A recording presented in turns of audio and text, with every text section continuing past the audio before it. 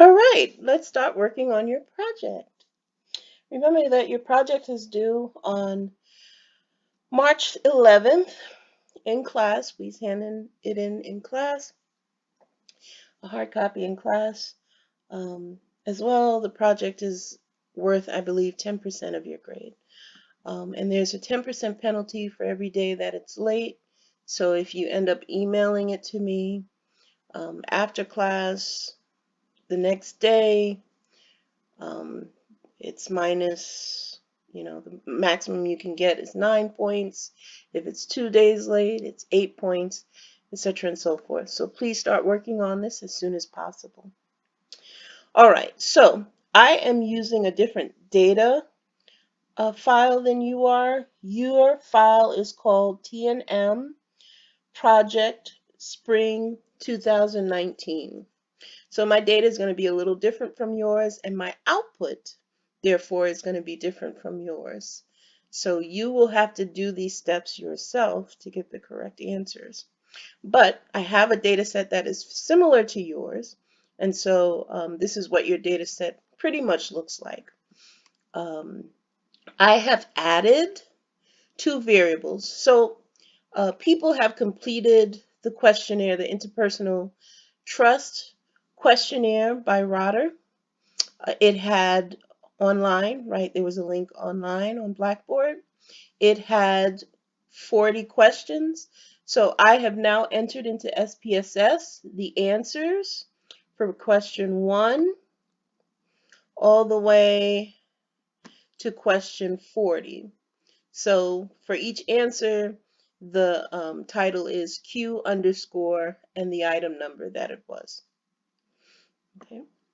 In addition to that, in order for us to do some validity, I wanted to do some validity, so I made up a variable called skepticism.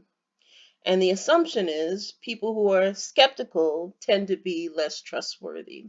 So we're going to use this item of skepticism to do our variability, not variability, validity. And then I made up another variable called height that we're going to use to also look at validity. So that's later on in your project. So each line in SPSS represents the answers for one participant. So for this first participant, the score that I gave them that I made up for skepticism is 52. Their height is 60 inches. Question 1, they answered a 1. Question 2, they had answered a 1. Question 3, they had answered a 2, etc. and so forth. So this is one participant here. This is another participant. This is another participant, etc. and so forth. So this is what your data looks like. This is the data view in SPSS. Each column represents another question or variable, and each row represents a participant in the data view. In the variable view, so if you click down here, you have a variable view. And so now this is where you can indicate some specifics for each of the variables. So, right, column 1 was skepticism. We can say what type of data it was. It was numeric. I'm allowing 8 digits, 2 decimal places. We could put a label in here if we wanted, etc. and so forth. We're not going to be using this for this project. We're just going to go with the defaults. But again, in the variable view, you can see each variable and each question number all the way up to, if you scroll down, question 40, right? Ignore this for now. In fact, let me delete this. I don't know why it's there. Okay. So this is a data set well, your data set looks a little different. There's more data in your data set. But this is the setup of your data set.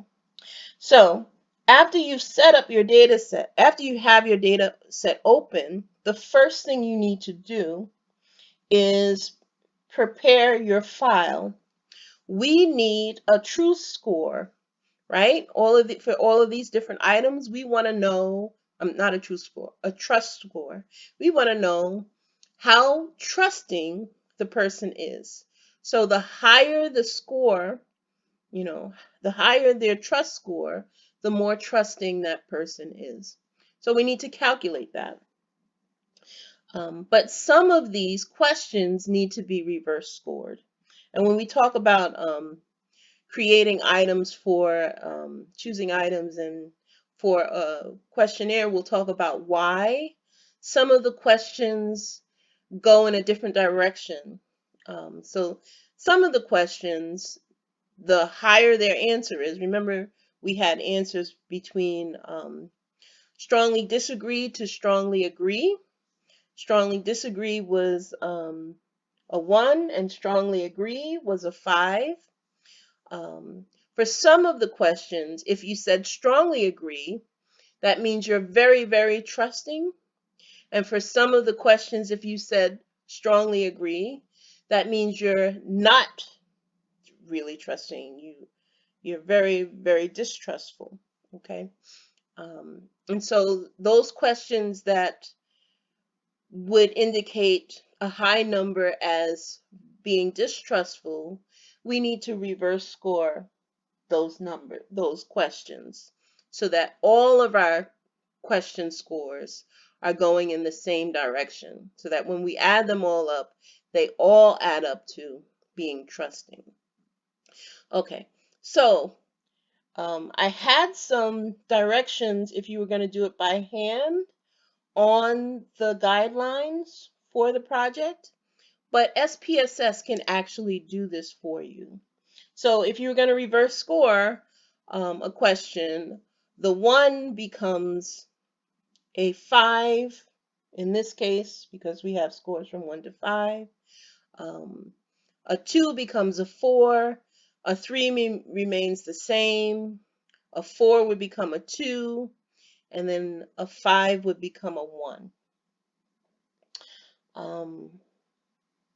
All right, but we can do that in SPSS. We can make SPSS to that.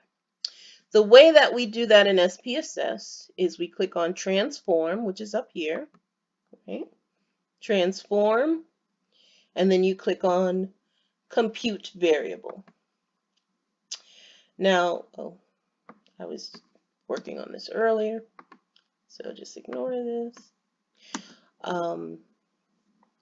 So the questions that need to be reverse scored are question 2, 3, 4, 5, 8, 9, 14, 16, 21, 26, 29, 37, and 40. This is all in the guidelines. So we're going to start with question 1. So the new item, we're going to call it, question 2. So for question 2, the new item, we're going to call it question 2R, because this is the reverse score of question 2. So this is the label for that question.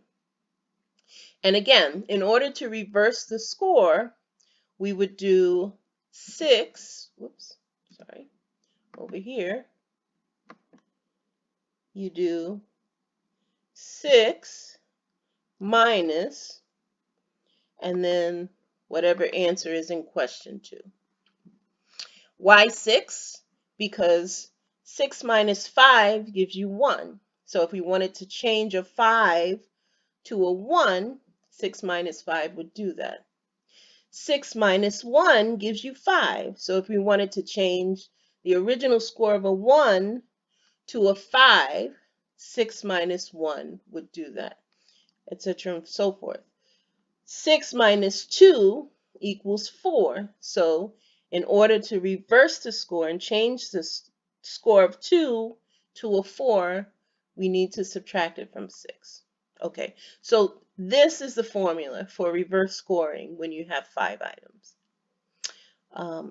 So 6 minus the score in question 2, and then you move down here and you click OK. And it confirms that it actually did that, right? There's the output that says, okay, now you have a new variable called Q underscore 2R. And if we go back to the data set, we can see that it's put another column at the end, Q underscore R. And you can see the reverse score here is 5, right? The original score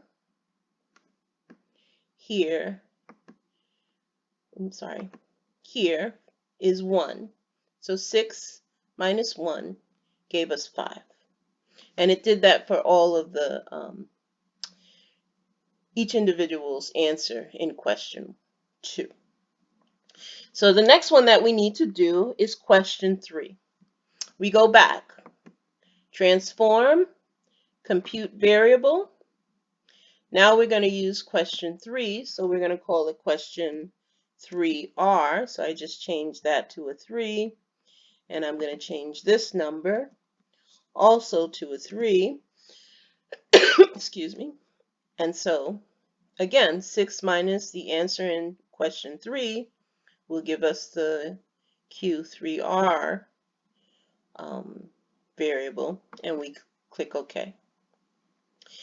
And so this confirms that the variable was created, and we can go back to the data set and see that 3R was created. All right, I'll do one more, and then I'm going to come back and with everything completed. Okay, so transform, compute variable. The next one that we need to reverse score is 4. So change this to 4. Also change this to a 4 and click OK. 4R is created. And let's check and make sure 4R has been created.